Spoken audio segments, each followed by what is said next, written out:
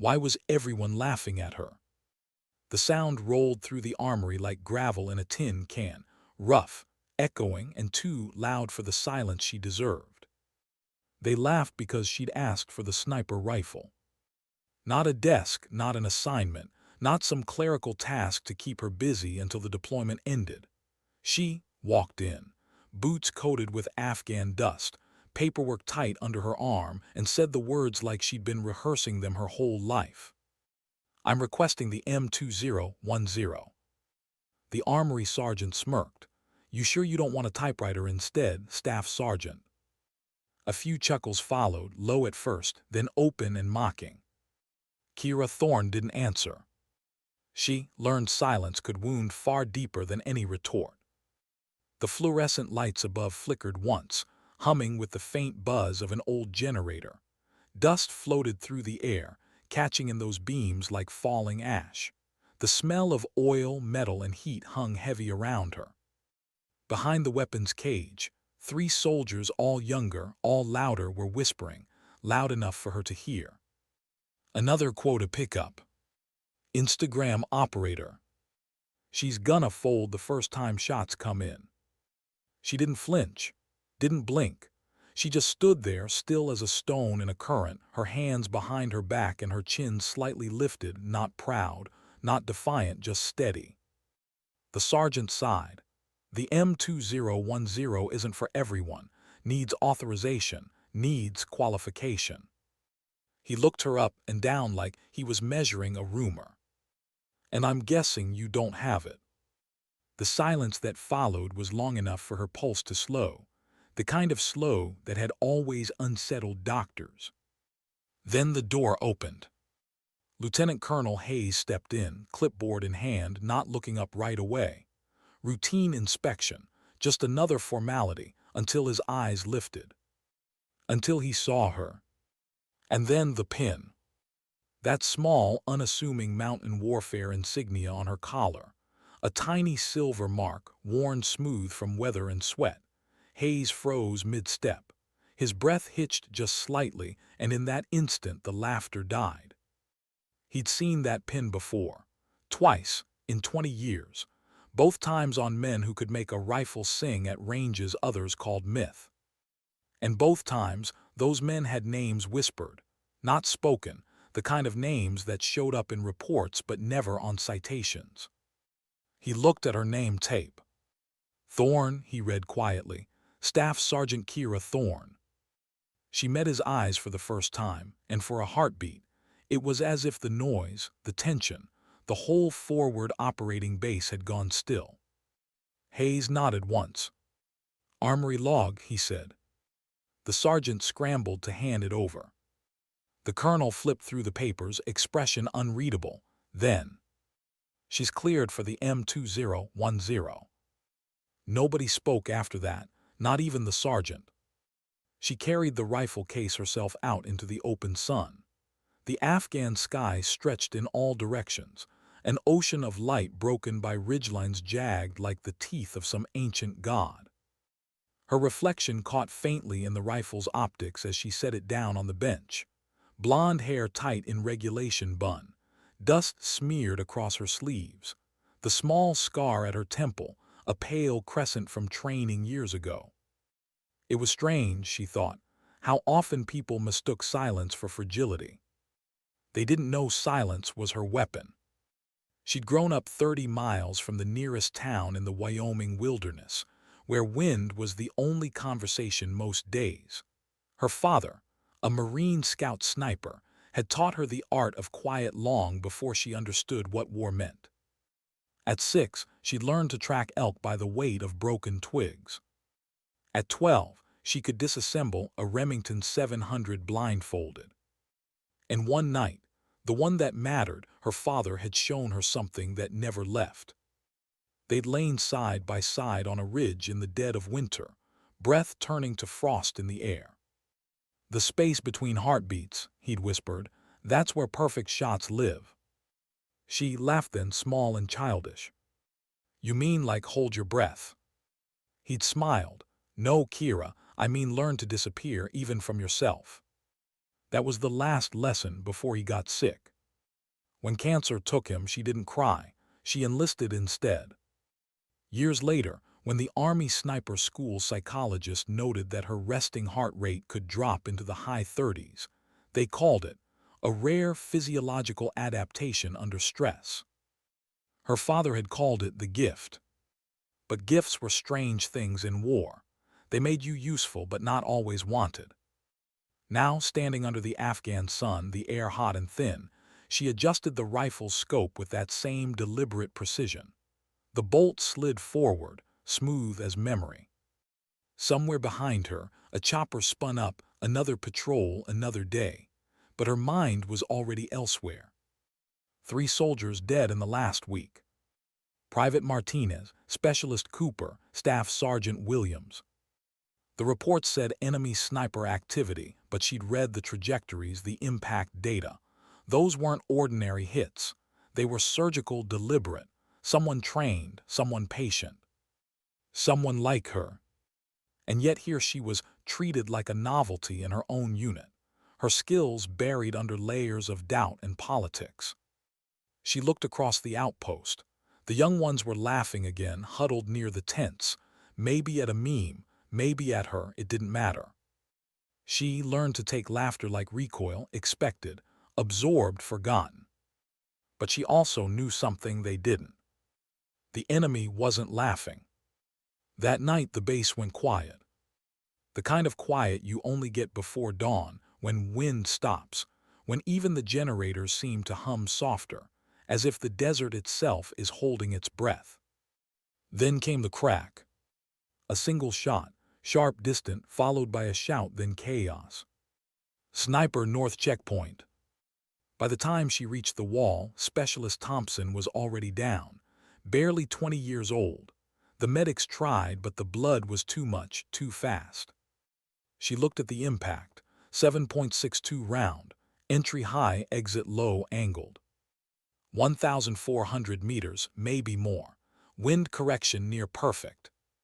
Whoever it was, they knew the terrain, knew how to use the mountains like armor. The battalion's counter-sniper teams had tried everything, drones, flanking, radar mapping. Nothing.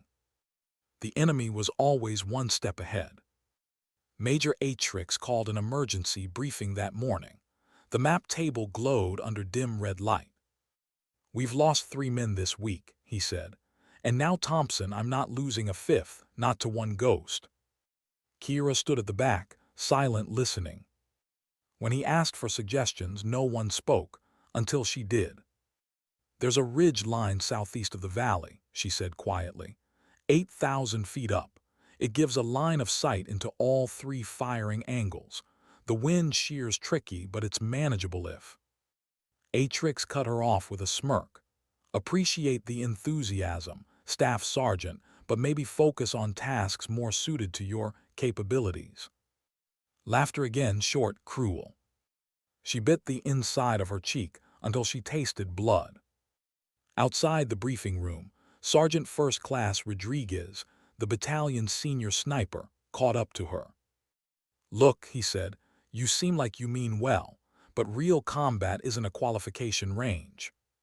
He leaned closer. His breath smelled of stale coffee. "You freeze when it counts. You won't admit it now, but when you've got American blood in your scope, you will. That's not a flaw, that's biology." She stared at him. "And what's your excuse?" she asked softly. He laughed once low. "This isn't about equality, sweetheart. It's about capability, and you don't have it." She didn't respond, just walked past him into the dust and the heat. By the time she reached her tent, the anger had cooled into something else, focus. Her father's voice echoed faintly in memory.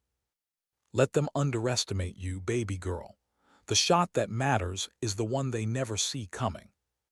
At sunset, she sat outside her tent cleaning the M2010. The metal caught the dying light, burning gold.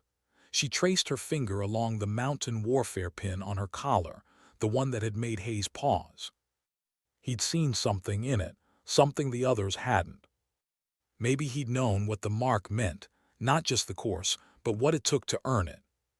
To fire uphill, through thin air and freezing wind, where bullets curved like ghosts. To hit beyond 1,500 meters when every factor—altitude, pressure, gravity— fought you. To master patience so complete it bordered on prayer. It wasn't about pulling a trigger. It was about waiting for the world to stand still long enough for truth to travel in a straight line. When the next dawn came, Hayes made his decision. "Staff Sergeant Thorne," he said, calling her to the command tent. "You've got the rifle and you've got orders. You'll take point." She blinked, "Sir." He turned the clipboard toward her. Her name, authorization, coordinates. "You're going after the ghost. Take a spotter, Rodriguez." The pause that followed was heavy. "Rodriguez." Hayes met her eyes. He doesn't have to like it, he just has to keep up. Outside, the wind began to rise dry and cold off the mountains. Somewhere, a chopper lifted, blades beating the air like war drums. Kira Thorne looked toward the peaks that framed the horizon. Somewhere up there, another sniper was waiting. Someone just as patient, just as precise. Maybe better. But she smiled faintly, almost imperceptibly, because she knew something that couldn't be taught. The enemy might be good, but they hadn't been raised to find peace between heartbeats. And as she slung the rifle over her shoulder, the whisper of her father's voice returned, low, steady, unshakable. "Make the shot they never see coming." How do you climb toward a ghost? That was the question burning in Kira's mind as the first trace of dawn bled over the eastern horizon. The mountains of eastern Afghanistan loomed ahead, jagged, colorless, ancient. They didn't rise so much as tear upward, ripping through the morning sky like black blades. The world was silent except for boots crunching gravel, the soft rattle of gear, and the distant heartbeat of rotor blades fatting somewhere behind them. She and Rodriguez were alone now, two figures moving toward an invisible war. 7 hours of ascent ahead, minimal loadout, every ounce counted, yet the M2010 rifle case on her back seemed to weigh more than her own body. Rodriguez had offered to take it once, just once. She refused without a word. He hadn't offered again. The climb began before sunrise to avoid the thermal signatures that enemy scouts might track. The air thinned fast, the temperature dropping with every 100 feet. Rodriguez muttered something about ghosts and suicides. She ignored him. He stopped talking after the first hour anyway. The climb demanded breath, and she wasn't wasting hers. The path ahead wasn't really a path, just rock, ice, and gravity testing loyalty. Each step forward required calculation, instinct, and the kind of trust that existed only between your body and your will. By 500, they were at 6,000 feet. The base below had vanished, swallowed by distance and dust. The valley stretched behind them like a forgotten story. At 7,000 feet, the wind changed. It came in bursts now, violent, cold, unpredictable. She paused for a moment, watching the movement of dust eddies swirling between the rocks. Rodriguez stopped beside her. His breath was ragged, visible in the thin air. You planned this route." She nodded once. He glanced down the slope. "You sure we're not about to end up as names on the memorial board?" Her voice was calm. "That depends on whether you can keep up." A half-smile twitched at the corner of his mouth before he caught it. "Copy that, Staff Sergeant." They moved again. The mountain didn't care about politics, rank, or gender. It stripped away pretense, left only truth. By 800, they reached a narrow ledge barely wide enough for two prone bodies. From there, the valley unfolded below, raw and quiet, with the faint outline of the forward operating base glinting miles away. Kira set her pack down, carefully unclipping the rifle case. Every motion was deliberate, unhurried. She learned that precision lived in patience. Rodriguez dropped beside her, adjusting his spotting scope, gloved hands trembling slightly from cold. "You think he's out there now?" She didn't answer right away. She was studying the terrain, scanning the opposite ridges, the angles of sunlight, the reflection patterns of the rock faces. Every contour told a story. Every shadow hinted at intent. Finally, she said, "He's watching, has been since we left the base." He frowned. "You sure?" "Yes." Her tone carried no doubt. "A good sniper studies rhythm. He knows the enemy's patrol times, their routes, their breathing patterns. If he's good, he knows we're coming, he just doesn't know when we'll stop." Rodriguez adjusted the focus. "That's comforting." She smiled faintly. "It's war, it's not supposed to be." Hours passed. The sun climbed high, burning away the mist. The ledge baked under the Afghan heat, the wind turning hot and dry, then cold again without warning. Rodriguez shifted restlessly. "You always this quiet?" She kept her eyes on the scope, usually quieter. He grunted, "That's so. I talk when it matters." "And when does it matter?" "When people stop underestimating me." He didn't respond. There wasn't much he could say. For a long time, the only sound was the faint clink of metal, the whisper of wind, and the rhythm of their breathing. She adjusted the scope again, making micro-calculations in her head. Distance, wind speed, barometric pressure, the math of mortality. She thought about the faces of the men who died: Martinez, Cooper, Williams, and now Thompson. Each one had a voice, a laugh, a life paused mid-sentence. She could still see Thompson's photograph taped near the mess tent, a kid trying to look older than he was. His last recorded call home had been about his sister's graduation. Kira closed her eyes briefly. There was no room for rage, only precision. She remembered her father's words again. The shot that matters is the one they never see coming. She made peace with that truth long ago. She didn't need acknowledgement, medals, or applause. She needed the world to stay a little safer for a few hours longer because she'd done her job. By mid-afternoon, clouds gathered over the peaks. The temperature dropped sharply. Snow, thin, sharp flakes began to fall, clinging to the rifle's metal. Rodriguez cursed under his breath, trying to shield the spotting scope. "We should pull back. Visibility's dying." "No," she said softly. "He's out there, and the storm makes him think we won't risk it. That's when he'll move." He looked at her, then at the rifle. "You can't see 10 meters ahead." "I don't have to see. I just have to know where he'll be." Her voice carried that calm edge that unnerved him. It wasn't arrogance. It was certainty, the kind that came from thousands of hours of silence, thousands of shots in thin air. He studied her face for the first time, not just her uniform or her pin or her rank.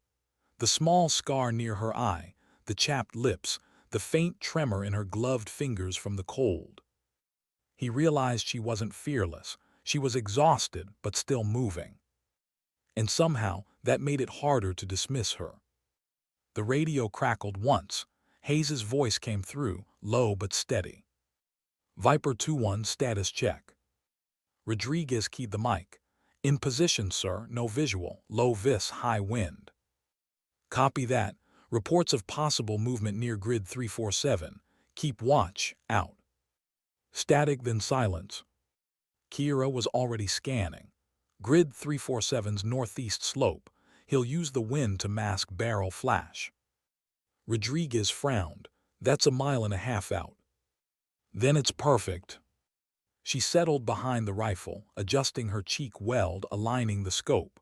Through the thin veil of snow, she could see shifting shadows, nothing distinct, but something was there, a break in the pattern. Rodriguez aligned the spotting scope beside her. "You see that?"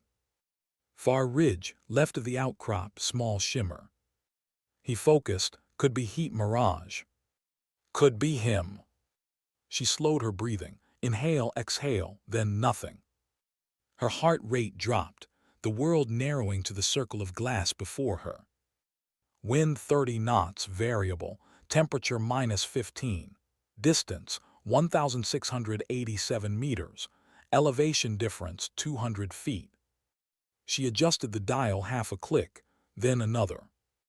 Rodriguez whispered, "That's a hell of a holdover." She didn't answer. A single movement flickered through the scope, a glint of metal, the enemy sniper adjusting his rifle. She exhaled once, time stretched. The space between heartbeats. The rifle kicked. The sound rolled across the valley a second later. Rodriguez froze. Impact. Through his scope he saw the figure drop, sudden, clean, final. Center mass, one shot, one kill. He just stared. Jesus Christ, that's not possible. She began breaking down the rifle, methodical, calm. Confirm the kill, then we move. He turned to her, voice caught somewhere between awe and apology. "Thorne, that shot." She didn't look up. It's just math and patience. But in her mind she saw her father's face, heard his voice again, gentle and proud. "You found the space, didn't you?" She smiled faintly. "Yeah, Dad, I did." They began the descent hours later under fading light. The snow had stopped. The wind carried the faint scent of cordite and dust. Rodriguez followed her in silence. For the first time since they'd met, he didn't feel the need to fill the air with words. Halfway down he said quietly, "I was wrong." She kept walking. "About what?" "You freezing, not having the fortitude." She glanced over her shoulder, eyes soft but unreadable. "You weren't wrong, I do freeze." He frowned. She looked back at the valley. "That's the point." He didn't understand at first. Then it clicked, her calm, her breathing, her control. She froze everything, her fear, her doubt, her heart. That's how she made the impossible shot. He nodded slowly. "Maybe that's what it takes." "It's what it costs," she said. Neither spoke again until they reached the valley floor. When they returned to base, no one said anything at first, the silence of disbelief. Then word spread like wildfire, the impossible shot, the ghost kill. Men who'd mocked her days ago now moved aside when she walked past. The armory sergeant avoided her eyes. She didn't smile, didn't celebrate. She went straight to her tent, unzipped the rifle case, and cleaned the weapon under the dim light of a single bulb. Every brush stroke across the barrel was deliberate, reverent. She thought about Thompson, Martinez, Cooper, and Williams. 4 names, 4 stories, 4 reasons she'd taken the shot. She whispered almost to herself, "That's for you boys." And when the wind outside howled through the fabric of her tent, it sounded almost like an answer. Why did the silence feel heavier than the bullet? Morning came with the smell of diesel and dust. The base stirred slowly, half believing what they'd heard overnight. 1 shot, 1 kill, distance verified, enemy sniper down. Rodriguez filed the report himself, hands still trembling from cold or maybe from the memory. The numbers looked unreal even on paper. Range, 1,687 meters, wind variable, temperature -15. First round impact. When Lieutenant Colonel Hayes read the log, he didn't speak for a full minute. Then he underlined her name once, hard enough to tear the page. Outside, Kira walked past the operations tent carrying her rifle case.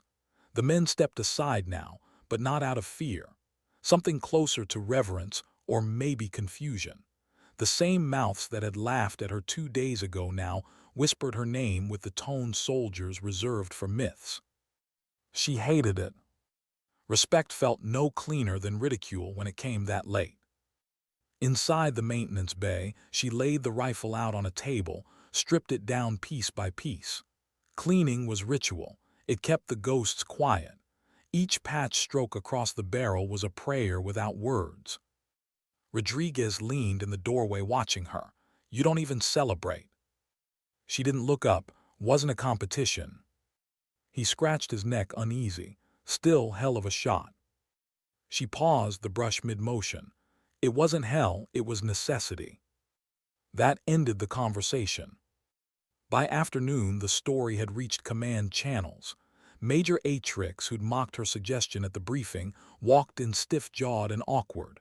"Colonel Hayes wants you in his office," he said. "Now." She wiped her hands. rebuttoned her blouse and followed. The command post was dim, its walls lined with maps, radios humming, the constant thrum of distant artillery like a second heartbeat. Hayes stood behind his desk, 2 mugs of black coffee steaming between them. He gestured toward a chair. "Sit, Thorne." She obeyed, posture straight. He slid a folder toward her. Inside, photos, satellite captures, ballistic traces, confirmation images. And the final one, the enemy sniper half buried in snow, rifle still clutched. "You neutralized a trained marksman from the Caucasus group," he said. "His record included 32 confirmed kills on coalition forces. You stopped that." She nodded once. "Yes, sir." "You understand what this means?" "Yes, sir. It means one less funeral." He studied her face. "You're not proud." She met his eyes. Pride for people who can afford to forget what it cost. For a long moment he said nothing. Then he leaned back. "Major Atrix is recommending you for a Bronze Star with Valor. I'll sign it, but I need to ask something before I do." She waited.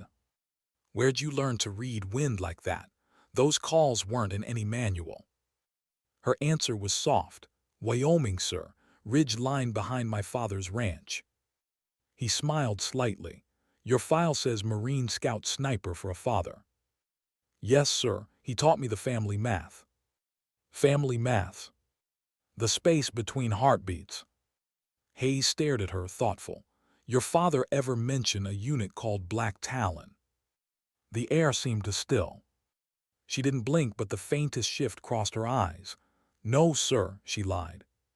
He didn't press it, just nodded. "That'll be all, Staff Sergeant."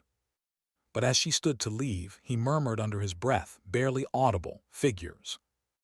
Outside, the wind had picked up again, carrying sand across the compound in thin, stinging sheets.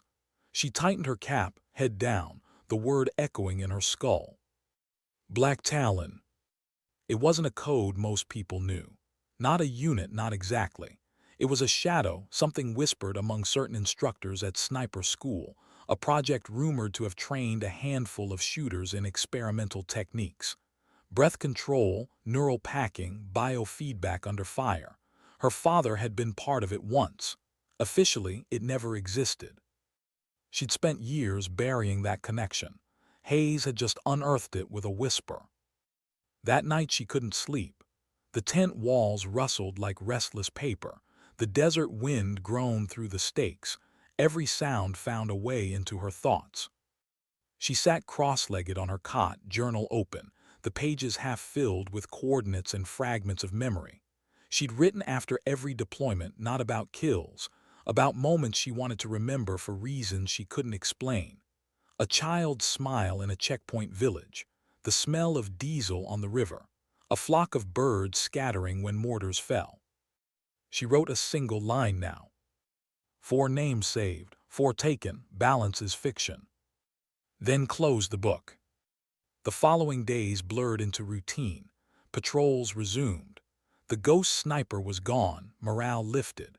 She spent hours training new marksmen, adjusting their trigger pull, their posture, their breathing. Most listened with open awe.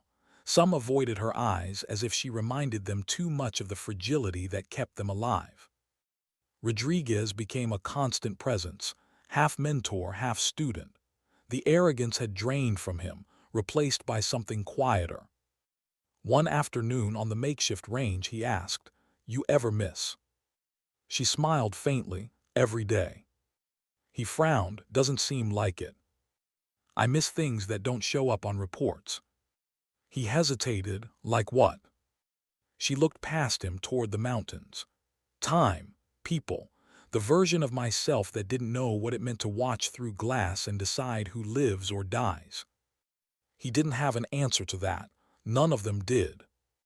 3 nights later, an encrypted message arrived through command channels. Hayes read it twice, expression unreadable, then summoned her. "Pack your gear," he said.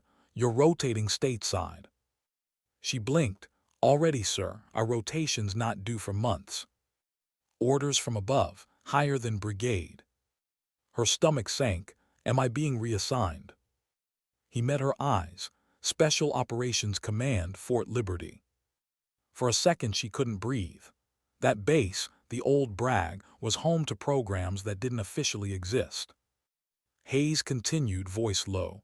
Someone been watching your file, and your pin. He paused. If they ask about Black Talon, you didn't hear it from me. She nodded slowly. Understood, sir. He gave her a faint smile. For what it's worth, Thorne, I was wrong about a lot of things. You reminded this unit what competence looks like. She saluted, sharp and wordless. Thank you, sir. Her flight left at dusk 2 days later. The sky bled orange over the ridges as the transport spun its engines. The base gathered quietly by the tarmac. No ceremony, no speeches, just silent respect. Rodriguez approached last, helmet tucked under his arm. Didn't think I'd be saying this, he said, but it's been an honor. She gave him a small nod. Keep them alive, Sergeant. He smiled. I'll try, but I doubt anyone will ever match that shot. She shook her head. Hope they don't have to. As she climbed the ramp, he called after her. Hey, Thorne, what's that pin really mean? She looked back over her shoulder, wind tugging at her uniform. It means I survived something most don't. Then she disappeared into the belly of the plane. The flight was long, silent. Through the small window she watched the mountains shrink into shadow, the desert fading into the curve of the earth. Each mile pulled her further from the ghosts but closer to the truth she'd been avoiding. At 32,000 feet she finally allowed herself to feel something she hadn't since that day in the armory. Not anger, not pride, just fatigue, the kind that seeps into bone, older than sleep. She closed her eyes and whispered into the drone of the engines. Dad, they found me. Fort Liberty smelled different. Pines and rain and something electric beneath the air, the hum of classified technology, the pulse of a place that existed between acknowledgement and denial. The debrief room was windowless, the lights sterile. 3 officers waited, no nameplates, no ranks visible, only insignia she didn't recognize. A woman with gray hair and calm eyes spoke first. Staff Sergeant Thorne, you're here because you possess certain capabilities the department finds rare. Kira kept her face neutral. Capabilities or liabilities, ma'am? Depends who's asking. The woman smiled slightly. Your father served under Project Black Talon. You inherited some of his conditioning, slowed cardiovascular response, precision under duress. We'd like to reactivate the line. Line, the word chilled her. Human Performance Group, Tier 9, the ones who don't miss. Kira's pulse spiked for the first time in years. That program was shut down. The woman's smile didn't reach her eyes. Officially, we're not asking you to join, we're telling you you're already in. That night she sat alone in quarters that didn't feel like hers, staring at the envelope on her bunk. Inside, classified briefing sheets stamped Black Talon / reinstate candidate 1A. Her father's name appeared on the first page, then crossed out. Below it, hers. The last line read, Subject demonstrates inherited physiological anomaly consistent with phase I parameters. Recommend operational evaluation. She let the paper fall to the floor. The hum of the bass felt suddenly too loud. So this was what all of it had led to, the laughter, the shot, the recognition. Not redemption, recruitment. Outside, thunder rolled over the Carolina pines. Rain began to tap against the glass, slow and deliberate, like distant gunfire. She whispered to the dark, You wanted me invisible, Dad. Guess they finally learned how. How much of a person can you take apart before they stop being human? That question wasn't in any field manual, but it lived somewhere between the lines of the orders Kira now carried. Black Talon, Phase II, Reintegration Candidate. Fort Liberty felt like a different planet. No dust, no chaos, no laughter echoing off concrete. Everything here moved in silence, the kind of silence that wasn't peace but control. A clean, deliberate stillness, like the pause before a sniper's trigger breaks. The facility sat beneath an unmarked hangar on the western edge of the base. Access required both a badge and a biometric scan. Her escort didn't speak, just led her through narrow hallways lined with frosted glass and humming servers. Somewhere deep inside, the air changed, colder, metallic. The sound of her own boots seemed too loud. At the end of the hall stood a door marked only with a single embossed sigil, a talon gripping a spiral. The escort swiped a card and left her there. The door slid open on its own. Inside, the woman from the debrief, Dr. Alden, waited with two technicians. Banks of monitors filled the walls, each showing biometric data, thermal imagery, and pulse wave graphs. Kira had seen less equipment in surgical theaters. "Staff Sergeant Thorne," Alden said with a faint smile. "Welcome home." Home, the word hit wrong, but Kira didn't correct her. The next 2 weeks blurred into a rhythm that wasn't quite military and not quite medical. Early wake-ups, controlled meals, physical stress tests. Then the drills, heart rate suppression, auditory isolation, hypoxia conditioning. They hooked her up to machines that tracked every microsecond of her breath. Lights pulsed in rhythm with her heartbeat. Electrodes mapped her brainwaves as she fired simulation rounds into targets 2 kilometers away. Alden watched every session from behind glass. "You know what we're studying?" she asked one day. "Reflex under duress," Kira answered. "Cognitive focus." "Not exactly." Alden's voice was calm, clinical. "We're studying absence, the ability to remove emotion from execution. Your father mastered it. We think you might have improved it." "Improved?" Kira frowned. "You make it sound like a mutation." "In a way, it is." Alden's eyes softened slightly. "Do you know why he called it the space between heartbeats?" Kira hesitated. "Because it's where you stop being afraid." "No," Alden shook her head. "It's where you stop being anything." That night, Kira couldn't sleep. The monitors still flickered behind her eyelids, the rhythmic pulse of her own body replaying like a metronome. She wondered what it meant to be measured by machines and still called human. The next morning's test was different. No rifle, no range, just a dark room and a headset feeding her sounds, gunfire, screams, her father's voice, her own breath, artificial chaos. They called it emotive noise conditioning. "Breathe through it," Alden's voice said through the speaker. "Find stillness." She did, but it wasn't stillness she found. It was nothing, and nothing came too easily. When the lights came up, her pulse read 38. Her skin was cold, her hands steady. The technicians looked impressed. Alden just looked concerned. "How do you feel?" Kira blinked at her, like I left something behind. "Good," Alden said quietly. "That means it's working." By the end of the month, she'd become the program's prototype. They called her Talon 01, the original living test of inherited sniper conditioning. She could hold her breath for over 3 minutes. Her pulse could drop on command. She could predict wind shift by reading dust motes through double-pane glass. But it came with something darker, an emptiness she couldn't explain. The more control she gained, the less she felt tethered to herself. Each time she fired, it was as if someone else pulled the trigger and left her to remember it. That emptiness became her shadow. One evening, Alden found her sitting alone in the observation bay, staring at the target screen replaying her last test. 6 shots, 6 perfect centers. She hadn't missed by a single millimeter. "You're breaking our models," Alden said softly. "Even your father's data never looked like this." Kira didn't answer.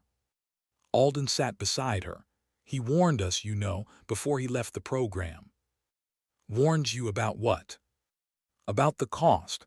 He said you could train precision into a body but not peace into a soul." She exhaled slowly. "He quit after that." Kira stared at the screen, the glowing dots marking her hits. "No, he didn't quit. He died." Alden's voice dropped. "You really think he just died of cancer, Kira?" That pulled her eyes away from the screen. "What are you saying?" Some things don't make it into official records. Alden stood, brushing invisible dust from her sleeve.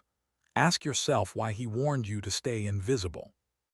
Then she left her there with that silence, heavy, unrelenting, like the recoil of a truth she wasn't ready to face. Weeks turned into months. Training became deployment prep. The Black Talon program wasn't theoretical anymore. They were building a unit. 5 operators, all selected for specific traits: endurance, stillness, precision, detachment. She was the only woman, and the only one with a name whispered through the halls like both legend and warning. Their mission was simple on paper: counter-sniper operations, deep recon, human terrain denial. In practice, it meant becoming the ghost that hunted other ghosts. The others called her Thorne, but one, a quiet former SEAL named Price, had started calling her Heartbeat. It wasn't mockery, it was envy. He'd seen her in the training sim, pulse flatlining as she fired. "You don't shake," he'd said once. "You don't even breathe." She hadn't corrected him. She didn't know if he was wrong. Then came the mission.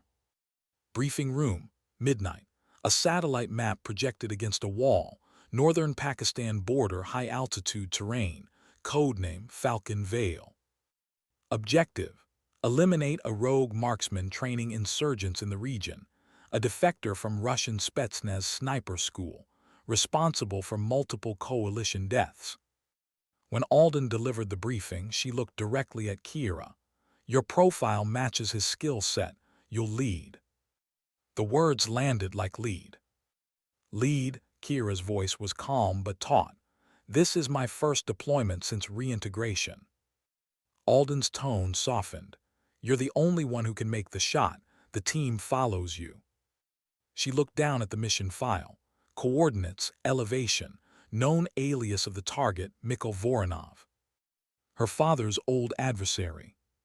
Kira closed the folder. "When do we leave?" "Dawn." The transport roared through gray clouds over the Hindu Kush. The world below looked endless, mountains like bones jutting through snow. She sat near the window, helmet on her knees, eyes distant. Price leaned over from the next seat. "You ready, Heartbeat?" She gave a faint smile. "You're not supposed to call me that." He shrugged. "Can't help it, you earned it." "Earning something isn't the same as wanting it," she murmured. He chuckled, then grew serious. "You think this guy Voronov, he's really that good?" She looked out the window. "He trained the one who killed 3 of ours last year." "The Afghan sniper." She nodded. "I know his signature." Price frowned. "You sound like you respect him." "I respect gravity," she said. "Doesn't mean I want to fall." They landed before dawn at an improvised strip near the border. Air thin, sky ink dark, the cold biting through their uniforms. 5-person unit. Silent movement through jagged passes. No chatter, no signals. Only the wind and the crunch of boots in frost. Every step up that mountain felt like a repetition of something, as if she'd been climbing the same slope her whole life, always chasing a ghost with her father's shadow at its center. By noon, they reached the Overwatch Ridge. Her team spread out, establishing firing lanes. Kira crawled forward, belly to snow, scanning through her scope. There, across the valley, a flash of glass, a scope reflection just for a second. Her pulse slowed. 1,500 meters, crosswind 20 knots, air density high, time to target 2.1 seconds. She aligned the crosshairs, adjusted half a click for drift, then stopped. Because through the lens, she saw something that didn't fit. The enemy sniper wasn't aiming, he was waiting. The barrel pointed nowhere near them. He knew she was watching. And when he turned slightly toward her scope, she saw the mark on his collar, the Talon gripping a spiral. Her breath caught. "Black Talon." Her radio hissed softly. "Heartbeat, you've got eyes," Price whispered. She didn't answer. Her hand stayed steady on the rifle. Through the scope, she saw the man lower his weapon, remove his glove, and hold up a photograph. Her father. Younger, smiling, uniform pressed. taken before she was born. The sniper lowered the photo, mouthed something she couldn't hear, then raised his rifle. Heartbeat, take the shot. She hesitated, the first hesitation in years. Her pulse still slow, but her thoughts screaming. Why does he have that photo? Who was my father really? Heartbeat, fire. She exhaled once, found the space between heartbeats, and squeezed. The echo of the shot faded down the valley. Through the scope, the figure fell backward, motionless. The photograph drifted into the snow, half buried. Price clapped her shoulder. Nice work, clean hit. She nodded numbly, confirmed the kill. He leaned into his scope, confirmed, that's a wrap. But she didn't move, couldn't. The image stayed in her mind, the Talon emblem, the photograph.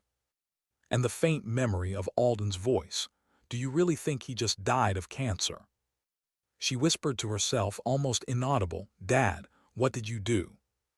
The wind answered with silence. What if the mission you just completed wasn't meant to end the story, but restart it? That thought haunted her all the way down the mountain. The others were laughing again. That soft, relieved laughter soldiers used to fill the void after surviving something that should have killed them. Price slapped her shoulder. Cleanest mission I've seen. You're a machine, heartbeat. She didn't respond. They thought it was victory. She knew better. The photograph. Her father's face in the enemy's hands. The Talon insignia gleaming under snow. Those weren't coincidences. They were messages, and they were meant for her. The transport hummed low through turbulent air on the way back to Fort Liberty. The rest of the unit slept, helmets tilted, bodies slack from exhaustion. Kira sat near the rear, watching the horizon through a narrow slit of light.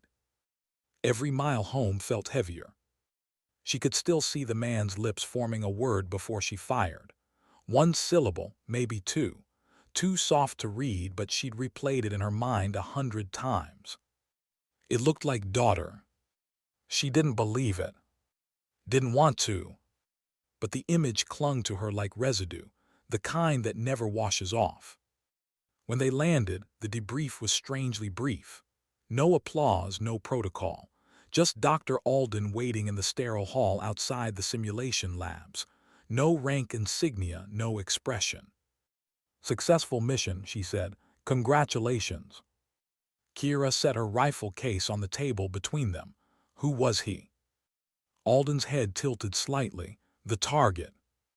Yes, his file said Voronov, but he had a black Talon mark. The doctor's smile was thin. Old affiliations resurface. It happens. Kira stepped closer. He had a photo of my father. That drew silence. Alden's eyes softened, almost maternal, almost sad. Not every answer is good for you, Kira. Kira's voice hardened. Try me.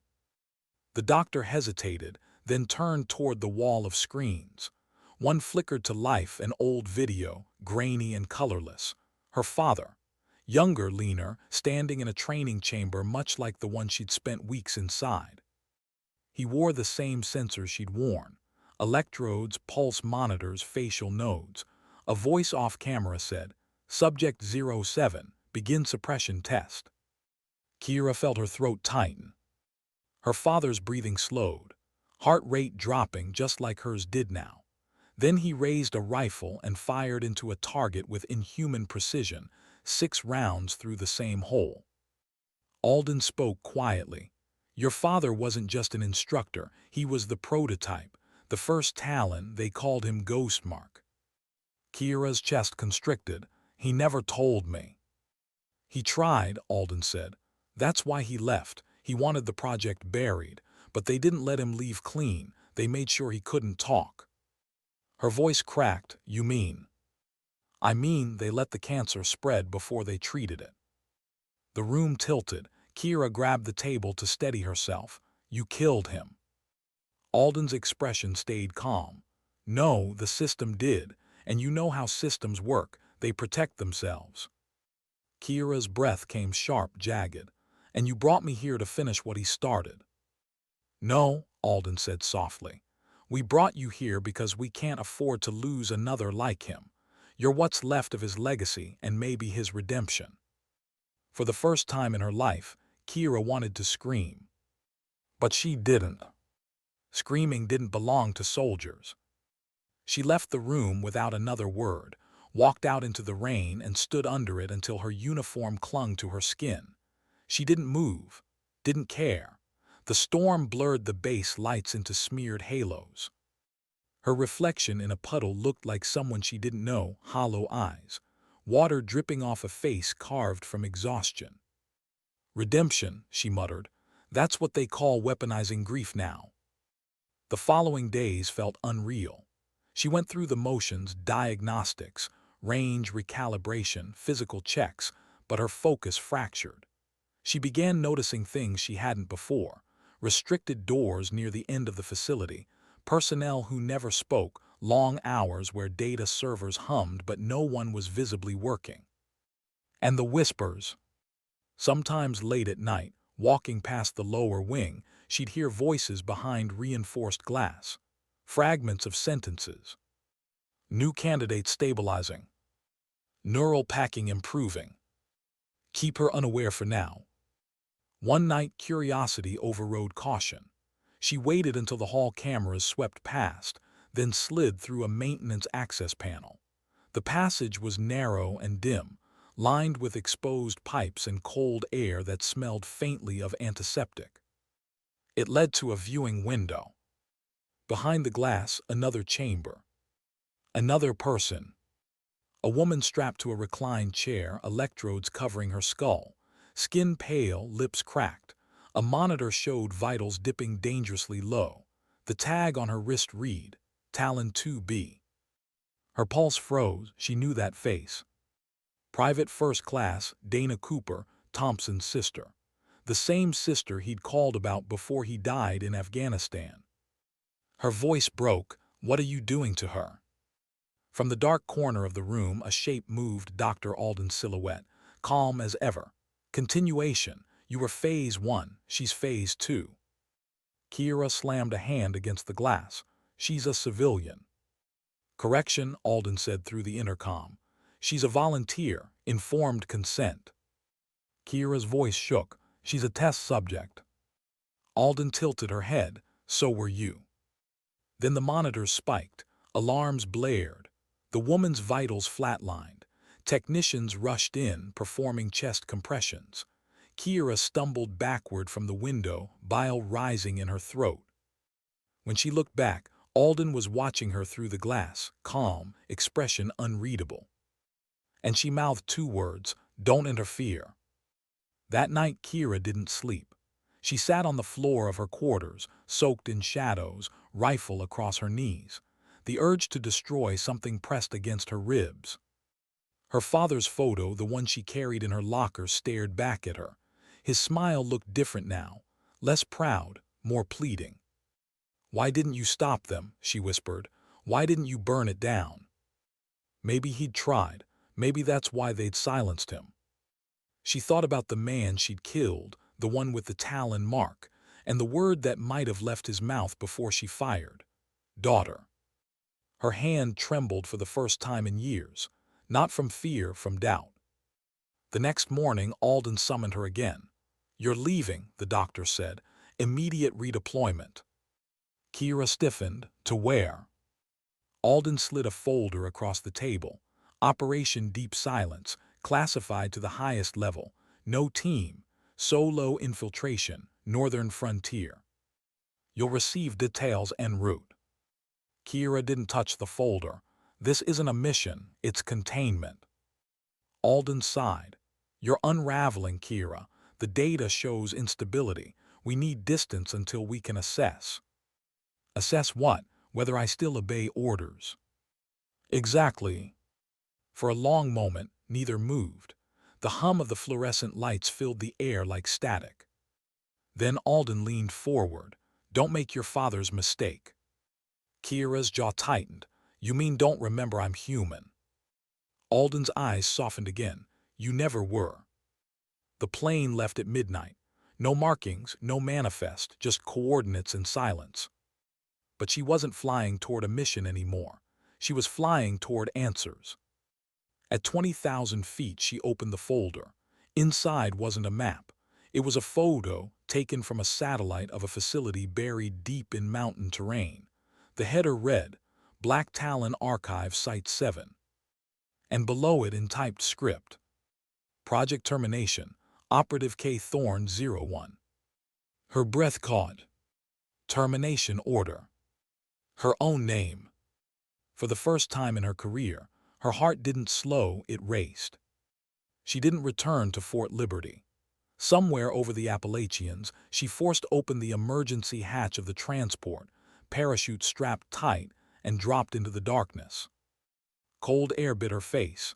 The wind howled, then silence pure, consuming, almost peaceful. The kind of silence she'd lived her whole life searching for. But this time, it wasn't about precision. It was about freedom. When she landed in the forest miles from the nearest highway, she cut loose the chute, buried her beacon, and started walking north. No plan, no orders, just one mission: find the truth. And destroy the people who'd built her. By dawn, she reached an abandoned ranger station near the Tennessee border. She found a payphone that still worked and called the only number she remembered by heart, the emergency contact on her father's old dog tags. A voice answered after 3 rings, male, rough, familiar. "You shouldn't have called this number," the man said. "Then you shouldn't have left your name on my birth certificate," she replied. A pause, then, "Kira." She closed her eyes. "You were supposed to be dead." "So were you." Her pulse slowed just like he'd taught her. "You're going to tell me everything, Dad." The line crackled, a breath, then his voice, steady as always. "If you're hearing me, it means they've turned on you too, and if they have." Static drowned the rest. "Find the mountain." Click, the line went dead. She stood there in the silence, rain dripping from the roof, her reflection warping in the cracked glass of the payphone booth. For the first time since childhood, she felt something close to fear, not of dying, but of what she might find when she started looking. She took a deep breath and whispered the words that had always guided her. "Let them underestimate me." Then she walked into the forest, rifle slung low, heart steady, steps soundless. A ghost hunting the people who made her one. How do you hunt something that built you? That question stayed with her through every mile of forest, every night spent hidden under broken stars. No radio, no backup, no command. Just the whisper of rain through the trees and the steady thump of her heartbeat, the one sound she could still trust. The coordinates etched in the file pointed to the Blue Ridge Mountains, near the edge of an old military testing zone long since erased from public maps. Locals called it the Dead Range. No birds, no hunters, just stories. She walked for 2 days before she saw the fence, rusted, overgrown, but pulsing faintly with residual current. Beyond it, a valley shrouded in mist. The place felt wrong. Not empty, waiting. Kira crouched behind a fallen tree, scanning through her scope. The structures below were half-buried concrete domes disguised as rock formations. No surface guards, no lights. But the pattern of the terrain told its own story. Tire tracks too symmetrical, soil displaced by drones, thermal vents masked as erosion. Someone was still here. And someone expected her. She set up camp in the shadow of the ridge, concealed under camo netting. Rain began to fall, soft at first, then relentless. The kind of rain that erased footprints and covered sins. She took the rifle apart piece by piece, cleaning each section as she always did when her mind needed order. But her thoughts refused discipline. If her father was alive, if he'd faked his death, what had he become? And if he wasn't, what had she become chasing his ghost?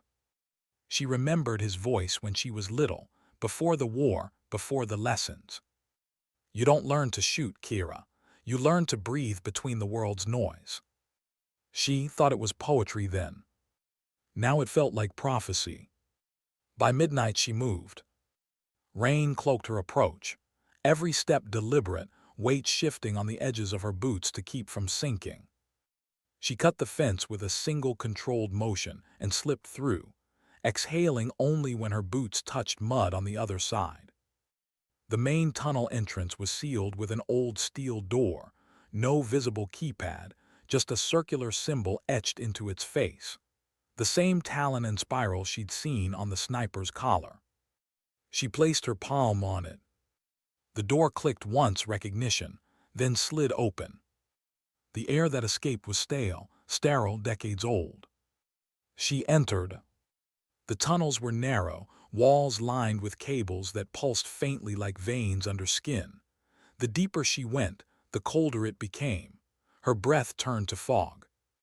The silence wasn't empty, it was listening. After what felt like hours, she reached a chamber that opened into a massive underground facility, a labyrinth of corridors lit by faint blue light. Rows of containment pods lined the far wall. Inside, figures, sleeping, breathing, each one connected to a lattice of sensors and intravenous lines. Her pulse spiked. Every pod had a number, each tagged with a single name. Talon 2B, Talon 3A, Talon 5D.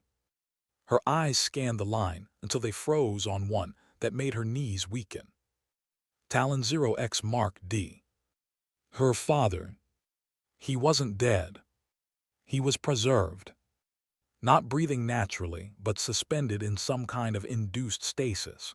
Tubes fed into his arms. His face, peaceful, untouched by time. He looked exactly as she remembered him before the illness. Her voice cracked, "Dad." A soft hiss came from the far side of the room. She raised her rifle. "Show yourself." A silhouette stepped from the shadows. Dr. Alden, calm, composed, as if she'd been waiting. "I told you not to interfere," Alden said.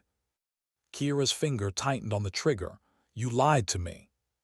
I told you what you could handle." Handle, her voice rose, shaking. "You turned him into this." Alden stepped closer, hands raised. "He volunteered, before the cancer. He knew what we were building, and he wanted you safe when the world started needing people who could survive without emotion." "Safe?" Kira's laugh came out hollow. "You weaponized his daughter." Alden's tone softened. "No, Kira, we preserved what made you both extraordinary." Kira's eyes burned. "You preserved a corpse." Alden looked toward the pod. "He's not dead. His brain activity is minimal but stable. Neural pattern identical to yours. He was the first successful hybrid subject, the father of all Talons." "Then why didn't you wake him?" "Because he can't handle the world he helped create."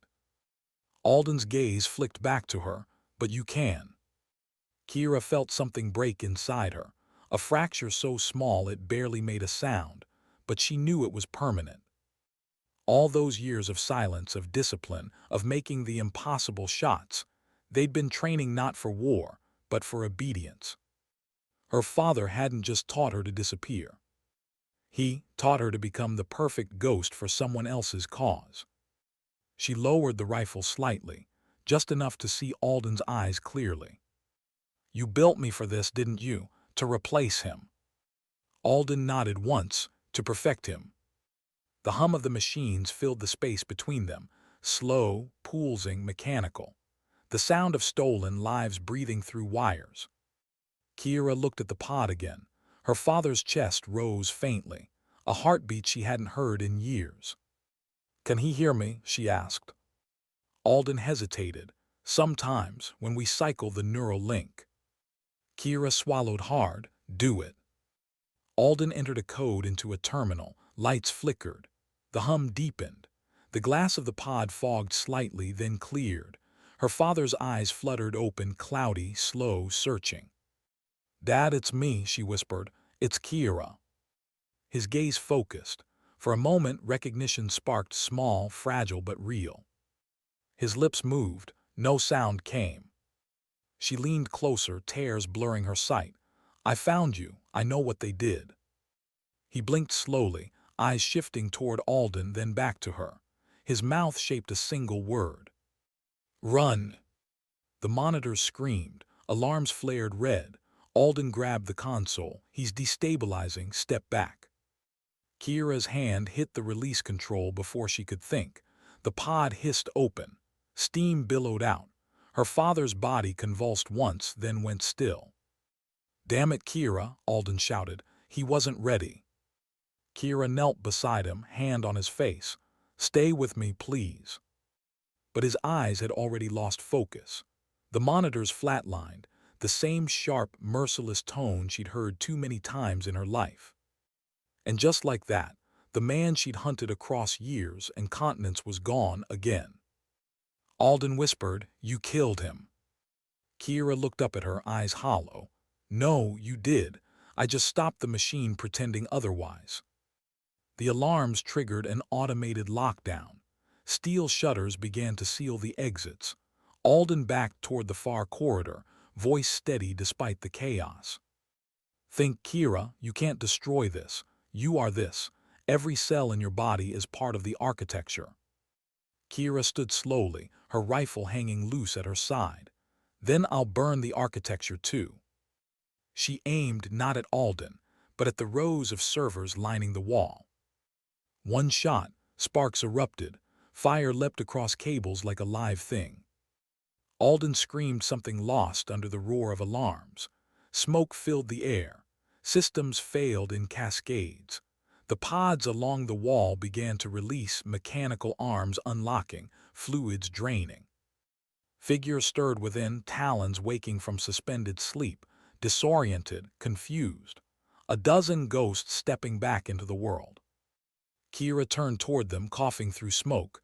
"Get out now." Some followed, stumbling toward open corridors. Others just stood there, eyes empty, like children born into noise. Alden's voice echoed through the speakers, distant now. "You think you're saving them. You're unleashing instability. They don't feel, they obey impulse." Kira loaded another magazine. Then maybe impulse will finally be human again. She made it to the surface minutes before the explosion. The ground shook beneath her boots. A column of black smoke rose into the gray sky, carrying decades of secrets with it. The rain hissed against the flames. From the ridge, she watched the facility collapse in on itself.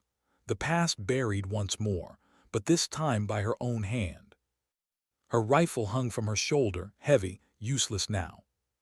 Her heart beat slow, steady, the rhythm she'd always controlled, but this time it wasn't calm. It was grief finding its own pulse again. She whispered, barely audible, "You told me to run. I did, but not from you." By dawn she was gone. The forest reclaimed the scars of the night. No satellites caught her heat signature. No orders tracked her route. For the first time since she was 17, she wasn't a soldier. She wasn't a sniper. She wasn't Black Talon. She was just a woman walking away from war, and from the silence that had shaped her. But as the sun broke through the mist, her comm unit crackled to life, a faint, impossible signal. "Kira, if you can hear this, you need to know he planned it that way."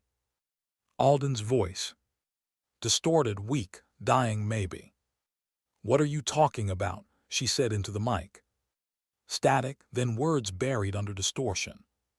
"Your father didn't want to die. He wanted you to finish it." The transmission cut off. Kira stared at the device, wind cold on her face. "Finish what?" she whispered. No answer. Only the steady rhythm in her chest, proof that the program hadn't erased everything. Proof that somewhere inside the soldier they'd built, the daughter still remained. She turned toward the horizon where the world waited, unmarked, unwritten, and walked on. How do you live when everything you were built for has ended? The question drifted through her head like smoke. No one left to answer it, no orders to anchor her. Just the rhythm of footsteps on wet earth and the pulse of a heart she could finally hear again. For 3 days she walked north through the forests, sleeping beneath pine boughs, drinking from streams that tasted of iron and rain. Every muscle hurt in ways she'd forgotten bodies could hurt. It was good pain, honest, unmeasured, unrecorded. At night she dreamed of glass pods hissing open, of her father's eyes flickering once in that cold blue light. Sometimes she woke with her hand reaching for a rifle that wasn't there. Sometimes she woke whispering "run" and didn't know if it was his voice or hers. On the fourth day she found an abandoned farmhouse, roof half collapsed, weeds swallowing the porch. Inside smelled of dust and time. She built a fire in the old stone hearth, sat close, palms open to the warmth. It felt alien heat without purpose. Not weapon, not tool, just warmth. For the first time in years she took off her dog tags. The metal clinked softly against the floorboards. Name, rank, serial. The identity they'd stamped into her. She let the chain coil beside the fire like a shed skin. Her reflection in the cracked window showed a woman older than she remembered. Lines etched around her mouth, a faint scar at her jaw from shrapnel long healed. But her eyes, those were still steady, still trained to measure distance, wind, threat. And yet behind them was something new, doubt, the kind that breathes. At dawn, the world returned in small pieces, birdsong, wind in leaves, a smell of soil thawing. Sounds she'd learned to filter out in combat now filled the silence like a language she'd forgotten. She realized she'd been listening for gunfire, waiting for alarms. None came, just the steady hum of living things continuing without her. She laughed once quietly, almost afraid of the sound. By noon she was miles from the farmhouse, following the ridge road toward the nearest town. Her clothes were torn, her rifle hidden in a tarp strapped to her back. A passing truck slowed, an old farmer, gray beard, eyes curious but kind. "Need a lift?" he called. She hesitated, then nodded. He talked as he drove about weather, feed prices, a neighbor's lost dog. Simple things, human things, she answered in fragments. He didn't press. When he dropped her near a gas station, he offered her an apple. She took it. The sweetness surprised her. She hadn't tasted food that wasn't ration-packed in years. Before driving off he said, "You look tired, miss. Long road." She smiled faintly, longer than most. The town was small, one diner, two motels, a church whose bell hadn't rung in months. She paid cash for a room under a false name. That night she showered until the hot water ran cold, scrubbing until the skin on her hands burned. The mirror fogged over. She didn't wipe it clear. She didn't want to see the soldier anymore. When she finally slept, it was dreamless. The first dreamless sleep since the mountains. Morning brought a different kind of silence, the absence of fear. She woke to sunlight through thin curtains and the sound of children outside, laughing near the parking lot puddles left by last night's rain. The sound twisted something in her chest. Not pain, not joy, something in between, a reminder that innocence was real somewhere, even if she'd never touch it again. She made coffee in the motel's cracked pot, tasted rust and comfort in equal measure. She thought of her father again, not the ghost in the pod, but the man who'd taught her to steady a rifle by resting it on her heartbeat. "Every shot you take tells the world what kind of person you are," he'd said once. "So choose carefully which truth you fire into it." She hadn't chosen truth in a long time. By midday she turned on the motel's small TV, more habit than curiosity. Static, then news, faint, crackled audio. Unconfirmed reports of an explosion at a decommissioned military site in North Carolina. Federal agencies have not released a statement. They buried it already. The Black Talon site was just another chemical storage accident. No mention of the people inside. No mention of her father. She turned the screen off and sat in the silence.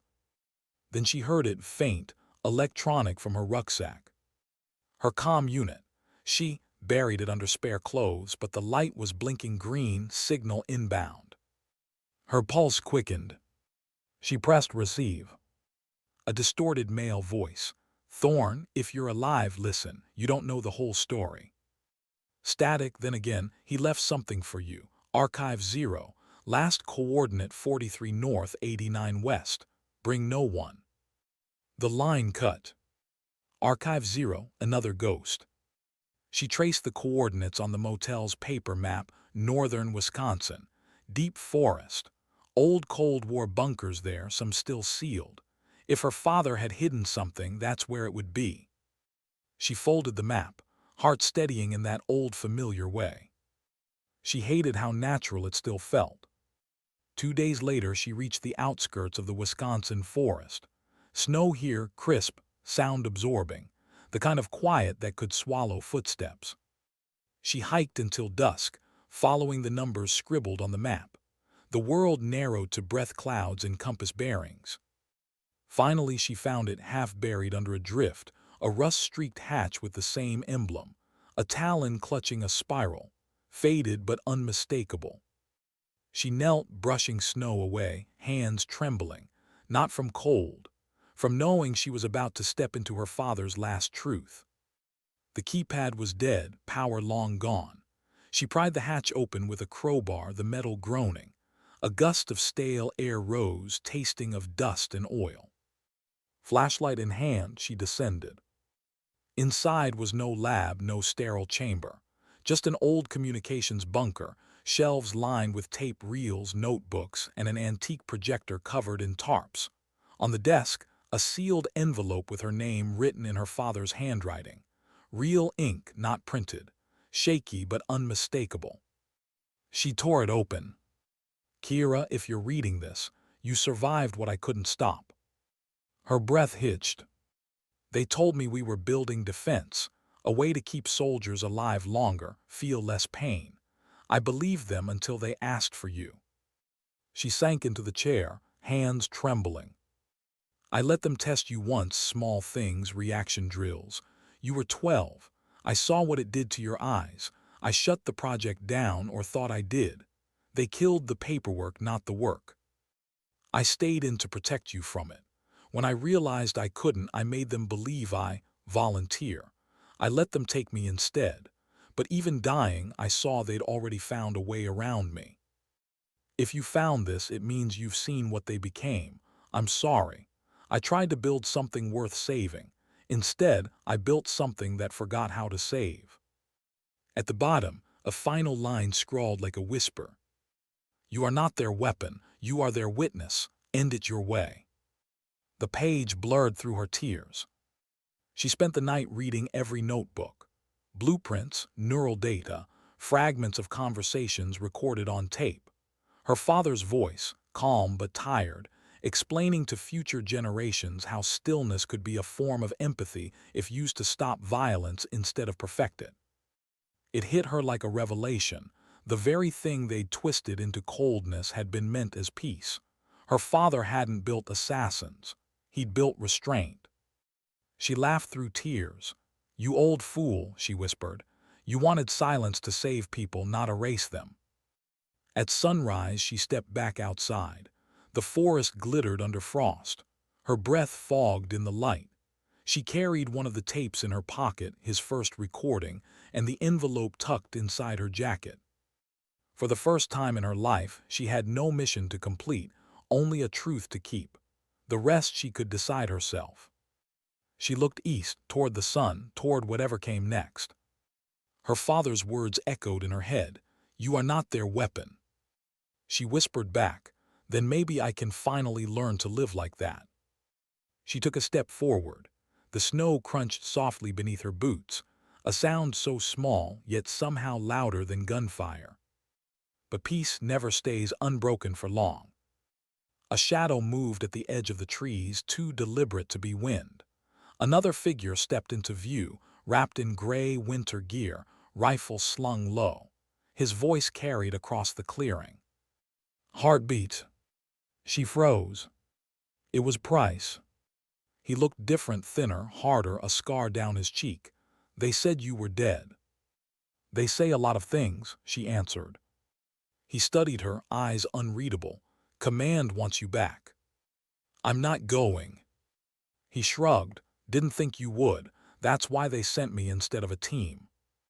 Then you already know how this ends. Maybe, he paused, maybe not. Snow fell between them, soft as ash, two ghosts staring across a lifetime of silence. Then he said quietly, they're rebuilding. Another program, new name, same bones, thought you'd want to know. Her stomach turned. Where? He hesitated. Somewhere overseas, Poland maybe. They called it Echo Wing, said they had a template, yours. Kira felt the world narrow again, the old focus sliding into place. But this time it wasn't obedience. It was resolve. She looked past him at the sunrise. Then I guess the war isn't over. Price sighed. It never is. She nodded once. Maybe this time it ends differently. He didn't try to stop her when she walked past him, rifle strapped, eyes forward. He just watched, maybe understanding that what she carried now wasn't vengeance, but duty twisted into mercy. She disappeared into the tree line, her figure swallowed by the light. The wind carried her final words back to him, barely audible but certain. Sometimes dignity doesn't speak, it simply acts. And then she was gone. Where does a war end? When the last shot is fired, or when the person who pulled it finally stops hearing the echo? Kira asked herself that question while watching the Atlantic roll beneath her transport's wing. Gray water, iron sky, another anonymous military flight on no manifest. Destination, Poland. The coordinates Price had whispered.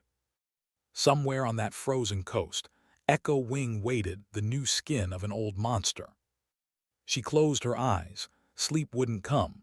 Every time she drifted, her father's voice filled the dark.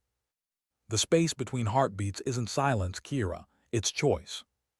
She landed under another name. The passport was counterfeit, the story simple, freelance contractor, logistics. The world never questioned quiet travelers. It never had. The facility lay in the forest outside Gdynia, steel-gray buildings tucked behind wind-scarred pines. No insignia this time, just fences humming with new money and old secrets. She watched for 3 nights before moving.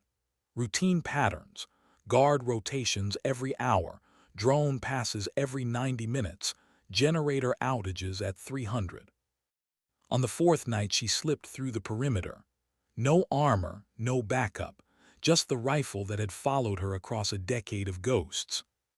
Inside smelled of ozone and antiseptic. Corridors pulsed with blue light.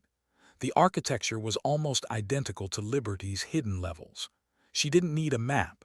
Her body remembered the route like muscle memory engraved by guilt. At the end of the main hall she found the lab. Rows of glass pods, wires like roots, names blinking on small displays. Talon 03E, Talon 04F, Talon 07A. Each with vital signs stable, each one someone's son or daughter, suspended between science and sin. She whispered to the dark, not again. A sound soft, deliberate behind her. Heartbeat, a voice said. She turned slowly. Dr. Alden stood in the doorway. Alive. A scar traced her temple, hair streaked white but the same calm eyes. You burned the last archive. Impressive work. You should be dead, Kira said. Alden smiled faintly. Death is inefficient. The program needed continuity. We adapted. You built another army. We built guardians. Machines can't make moral decisions. Humans do if we refine them enough. By cutting out what makes them human. Alden's gaze softened. Do you still believe feeling helps you shoot straighter? No, Kira said. It helps me stop shooting. They circled each other slowly, predator and penitent. Alden gestured to the pods. You could join them. Sleep. Let the world rebuild with your design instead of your rage. I'm done being a design. Kira, you can't undo what you are.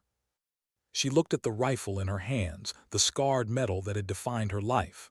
Maybe not, but I can choose what it means. Alden sighed almost kindly. You're still your father's daughter. He thought mercy could survive discipline. Kira's voice was steady. He was right. You just never saw what it looked like. She pulled the trigger. Nodded Alden at the power conduit behind her. The glass ceiling shattered in a rain of sparks. Systems failed in cascading bursts. The pods hissed open, alarms screaming. Alden shouted, "You'll kill them." Kira answered through the din, "No, I'll let them live." The room filled with steam and chaos. Figures staggered from the pods, disoriented, gasping like newborns into a world that had forgotten them. Kira moved through the confusion, guiding, pushing, yelling over alarms. "This way, out, follow the light." Alden tried to reach the control board, but the floor erupted as the generator blew. The blast threw her backward. When the smoke cleared, she was slumped against the wall, eyes open but fatting. Kira knelt beside her. "Why keep doing this?" Alden's breath rattled. "Because the world keeps asking for it, they'll rebuild again." "Then I'll keep stopping them." A faint smile. "One soldier against the system." Kira stood. "One witness, that's enough." She left her there, lights dying around them like stars burning out. Outside, snow was falling, soft, silent, almost gentle. The newly freed test subjects stumbled into the trees, dazed and half awake. Some wept. Some just stared at the sky like they'd never seen it. Kira watched them scatter, knowing most wouldn't understand what she'd done or who she was. That was fine. They didn't need to. They were proof that silence could still give life back, not take it. She walked away as the compound burned behind her, flames reflecting in the snow. The fire made the horizon glow, the same color as the Wyoming sunsets her father used to love. Days later, she reached the Baltic coast. The sea stretched gray and endless, wind cutting sharp against her face. She found an abandoned fishing boat moored at the dock and sat on its edge, listening to gulls cry over the water. For the first time, she allowed herself to breathe without counting the seconds between beats. She closed her eyes and heard only waves. In the distance, sirens wailed faintly, authorities discovering the ruins she'd left behind. Let them. Let the world invent its own story. She was done explaining. She took her father's tape recorder from her pack, the one she'd carried since Wisconsin. Pressed play. His voice crackled through static. "If the world ever turns you into something colder than you mean to be, remember, warmth is just discipline turned inward. Don't forget to come home, Kira." She smiled, tears mixing with salt wind. "I found home, Dad, just took a while to recognize it." That night, under a sky stretched wide and merciless, she built a small fire on the shore. Fed it the last fragments of the past, the dog tags, the Talon insignia, the mission files. They curled and blackened, sparks drifting upward like prayers that didn't need words. When only ashes remained, she whispered, "I forgive you." The wind carried it out across the waves. She stayed until dawn. The horizon turned silver, then gold. Somewhere behind her, the sound of engines approached, black SUVs cutting through fog. Government retrieval teams. Cleanup. Containment. She didn't run. She'd spent her whole life running toward targets, away from ghosts. Enough. When the vehicle stopped, armed men stepped out, weapons raised. One of them shouted in English, "Staff Sergeant Kira Thorne, you are ordered to surrender." She looked back once at the sea, then lowered her hands, empty, palms open, no rifle, no threat. But before they reached her, she spoke, voice calm, almost gentle. "You can arrest me, debrief me, bury me again. It won't matter. You can't unlearn what I've seen." One of them hesitated, younger than the rest. His rifle wavered. "What did you see?" Kira met his eyes, the cost of silence. They cuffed her, led her toward the vehicles. She didn't resist. In her pocket, unseen, the recorder still ran, her father's voice looping faintly, filling the cold air between footsteps. The space between heartbeats. She smiled. This time she understood. Weeks later, somewhere deep in an underground archive, a classified file updated automatically. Project Black Talon status, TERMINATED. Project Echo Wing status, unknown. Last known asset, THORNE unaccounted. Someone had erased her transfer log, deleted the footage, buried the record again. Maybe it was bureaucracy, maybe it was mercy. Either way, the world moved on. Months passed. In a small coastal village in northern Norway, a woman with short blonde hair rented a cabin overlooking the sea. Locals said she kept to herself, fished at dawn, wrote in notebooks at night. They didn't know her name, didn't need to. Sometimes she stood on the cliffs at sunset, eyes closed, listening, as if waiting for someone to call her back. No one ever did. And yet, if you listened close, you could almost hear her whisper on the wind, steady and sure. Sometimes dignity doesn't speak, it simply acts. The gulls cried overhead, the tide came in. And somewhere between the rise and fall of the waves, between one heartbeat and the next, the silence finally felt like peace.